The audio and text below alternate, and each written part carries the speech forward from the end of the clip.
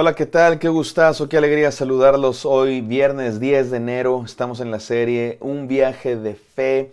Hoy es el día 10 y se titula El Dios Altísimo. Estamos estudiando la historia de Abraham y es una historia maravillosa. Abraham es el padre de la fe, así se le conoce. Y todos somos hijos de Abraham, del padre de la fe. ¿Por qué somos hijos de Abraham? Porque Abraham creyó a Dios, le creyó a Dios. Y todos aquellos que creemos en Dios somos hijos de la fe. En ese sentido, que también creemos. Eso somos, mi querido hermano. Eso seamos. Gente que cree en Dios. En este mundo hay mucha incredulidad, hay mucha falta de fe.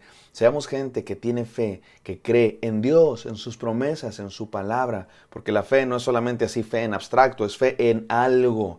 Seamos de aquellos que creen en Dios y en sus promesas. Y de hecho, hay una cosa muy interesante en esta historia de Abraham, y es que pues es el primer libro de la Biblia. Recuerdas, es la primerita historia, la primera gran narración de la Biblia después de todas las historias de la creación. La historia de Abraham es la primera gran historia del pueblo de Dios, es cuando comienza el pueblo de Dios.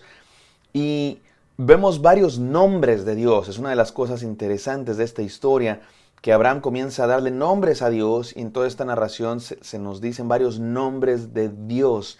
Todavía no vamos a ver el nombre Jehová.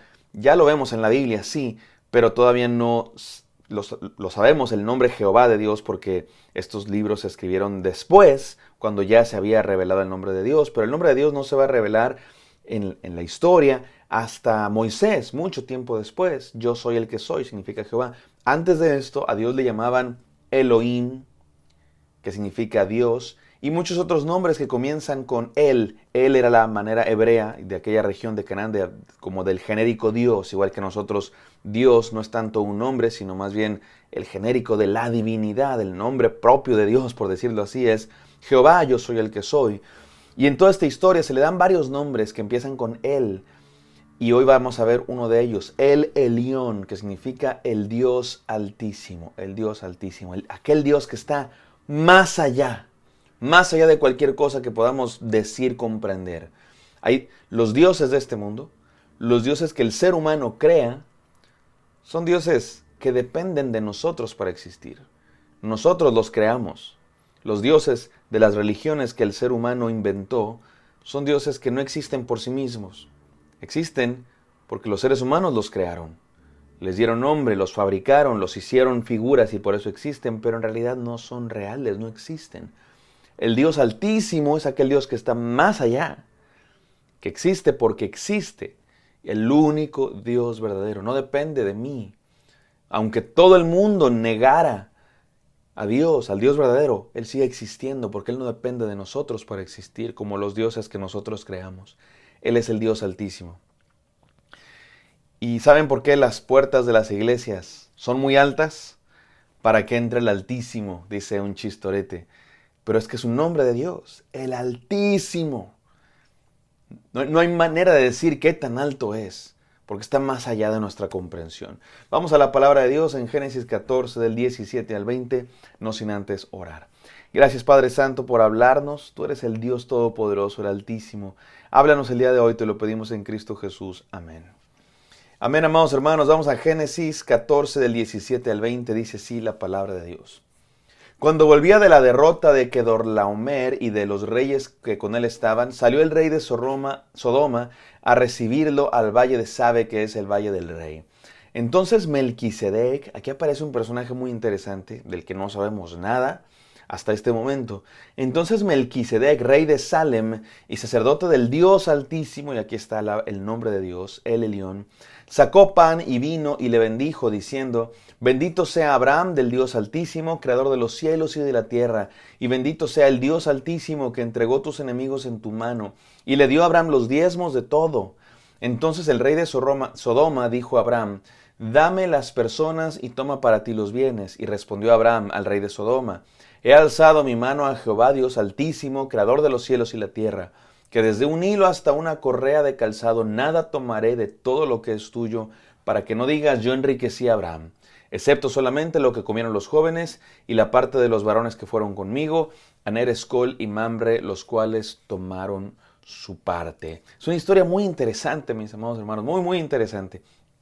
Vamos a desmenuzarlo un poco y a encontrar enseñanzas para nuestra vida. Resulta que viene Abraham de la victoria. Rescató a su sobrino Lot. Abraham fue con 318 hombres, lo acompañaron también sus 3 aliados, derrotaron a los que habían conquistado a Sodoma y rescataron a Lot con todos sus bienes. Y le sale al encuentro un rey sacerdote. Qué interesante, es rey y sacerdote a la vez, del cual no sabemos nada, pero sabemos que es sacerdote del Dios Altísimo. Este personaje conoce a Dios. Esto es interesante porque es prueba de que Dios, cuando escogió a su pueblo, no lo escogió solo para amarlos a ellos. Dios no solo le hablaba al pueblo de Israel, no solo a los judíos, no solo a los hebreos. Dios es el Dios de todo el universo. Dios escogió a este pueblo para un propósito específico, pero Dios, por supuesto, que tenía planes para todas las naciones de la tierra. Y aquí tenemos un hombre, un rey sacerdote, de Salem. ¿Qué es Salem? Jerusalén, la antigua ciudad de Jerusalén, mucho antes de que fuera la ciudad del rey David. Y ahí era este rey, y era sacerdote del Dios, el mismo Dios de Abraham, el Dios verdadero. Qué interesante. Y dice la Biblia que Abraham le entregó los diezmos. Le entregó, digamos que la ofrenda en representación de agradecimiento al Dios que le había dado la victoria. Abraham había tenido una gran victoria, gracias a Dios, y Abraham le entregó esos diezmos al sacerdote de Dios. Este personaje Melquisedec es muy interesante. De hecho, hay quienes incluso llegan a decir que se trata de Jesús o de una figura mesiánica, una figura que apunta hacia Cristo, y me parece que es verdad. No creo que sea necesariamente Jesús preencarnado, pero sí creo que se trata de una figura que apunta a Cristo. De hecho, la Biblia nos lo dice en el libro de Hebreos, en el Nuevo Testamento.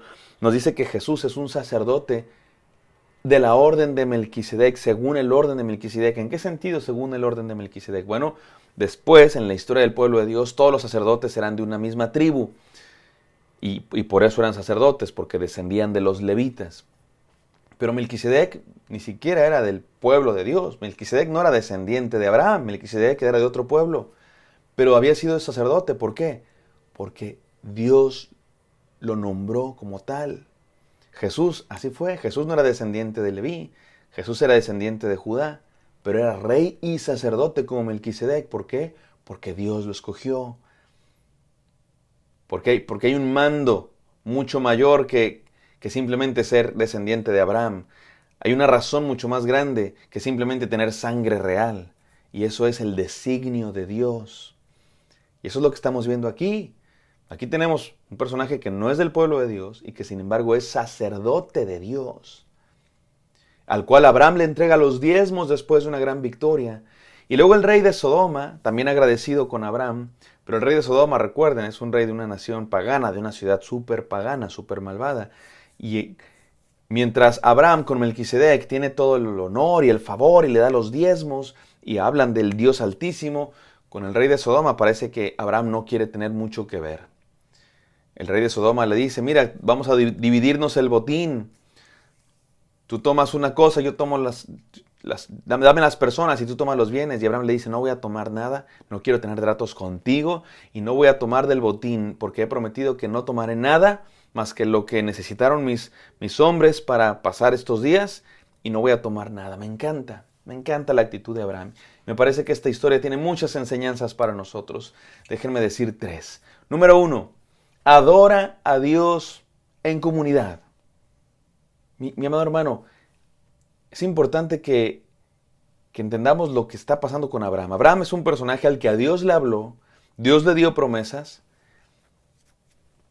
pero Abraham no era el único que hablaba con Dios en el mundo. Siento que a veces así nos pasa. Creemos que somos los únicos que tienen la verdad, los únicos que tienen la razón, los únicos que de verdad conocen a Dios y que nadie más, todos los demás están equivocados, que tenemos la respuesta a todas las preguntas y que lo sabemos todo. No, mi amado hermano, necesitamos de otros. Abraham es un personaje súper importante, es el padre de la fe, es el que inicia el pueblo de Dios. Pero estuvo dispuesto a someterse a un sacerdote del Dios Altísimo, le entregó los diezmos. Y dice que comieron juntos pan y vino. Nota tú cómo incluso ahí hay una referencia a lo que va a venir mucho después. Y esto de comer juntos habla de comunidad. ¿Y de qué hablaron? Se decían el uno al otro, tú eres del Dios Altísimo, creador del cielo y la tierra, y tú también eres sacerdote del Dios Altísimo, creador del cielo y la tierra. Se juntaron para adorar a Dios en comunidad. Eso es tan indispensable para aquellos que creemos en Dios. No podemos adorar a Dios solos. No podemos caminar el camino de la fe solos. Necesitamos a otros. Necesitamos pastores, necesitamos amigos, necesitamos consejeros, necesitamos grupo de personas que juntos compartamos lo que Dios ha hecho por nosotros y le adoremos juntos. De pronto ha habido épocas en la historia del cristianismo que hay grupos que se sienten los únicos escogidos por Dios, los únicos tocados por Dios, cuando lo que Dios quiere es bendecir a todas las naciones. Y nos enriquecemos cuando nos juntamos con otros. Número 2, segunda enseñanza. Dale a Dios lo que es de Dios. Abraham entregó los diezmos a Dios. Esto es antes de la ley. Para aquellos que dicen que el diezmo, la ofrenda es cuestión de la ley y que ya no estamos bajo la ley, estamos bajo la gracia. Esto es antes de la ley. Y Abraham está entregando los diezmos porque el punto del diezmo y la ofrenda es mucho más que una regla o una ley. Se trata de un principio de adoración. Entregar nuestros recursos es un acto de adoración, igual que entregar nuestro tiempo, igual que entregar nuestra vida. Es un acto de adoración a Dios. Aquel que le ha dado la vida a Dios también le puede dar el tiempo y también le puede dar el dinero. Y aquel que le cuesta mucho darle a Dios el tiempo y el dinero, quién sabe si le haya dado la vida. Pero si le hemos dado nuestro corazón, ¿cómo no le vamos a dar también nuestras posesiones? Abraham le dio a Dios lo que era de Dios. Mi amado hermano, te invito a que reflexiones. En este nuevo año, yo te invito a que uno de tus propósitos también sea darle a Dios lo que es de Dios. Tu tiempo, tus recursos, tu dinero, tu diezmo. Es un acto de adoración. No es una regla, no es una cuestión, es mucho más que una cuestión monetaria, es una cuestión de nuestra entrega a Dios, que la llevamos a cabo, que la llevamos a la práctica dándole lo que tenemos, nuestro tiempo, nuestros recursos, nuestro dinero, nuestros talentos. Dale a Dios lo que es de Dios. Número 1, adora a Dios en comunidad. Número 2, dale a Dios lo que es de Dios. Y número 3, confía en la provisión de Dios. Este Dios altísimo es un Dios en el que podemos confiar. Es un Dios al que debemos adorar y es un Dios en el que podemos confiar. Abraham dijo, yo no vine a esta guerra para ganar cosas. Yo no vine a esta guerra para hacerme famoso, para ganar dinero. Yo vine para salvar a mi sobrino en obediencia al Dios Altísimo. Punto. Y por eso le dice al rey de Sodoma, no me interesa tener tratos contigo. Porque el rey de Sodoma, interesado en la guerra, por supuesto, en el botín, en el premio, en quedarse con personas, en quedarse con dinero, y le dice a Abraham, vamos a dividirnos aquí la ganancia. Y Abraham le dice, quédate todo si quieres. Mi amado hermano, no dependemos de nadie más. No dependes de tu jefe, no dependes de tu empresa, no dependes de nadie, de tu empleador. Dependes de Dios. Él es tu jefe. A Él sí le rindes honor. A Él sí le debes cuentas. Él es el que te sostiene. Confía en su provisión. Vamos a orar. Dios, tú eres el Dios altísimo. Tú mereces toda adoración. Permítenos adorarte en comunidad, Padre. Señor, tuyo es todo lo que tenemos. Permítenos, ayúdanos a dártelo, a honrarte con nuestros bienes, nuestro tiempo, nuestros talentos y confiar en tu provisión, que tú eres, Señor, el que sostiene nuestras vidas. En el nombre de Jesús oramos. Amén. Amén, queridos. Espero que esto haya sido de bendición. Me encantaría encontrarlos el día de mañana. Bendiciones.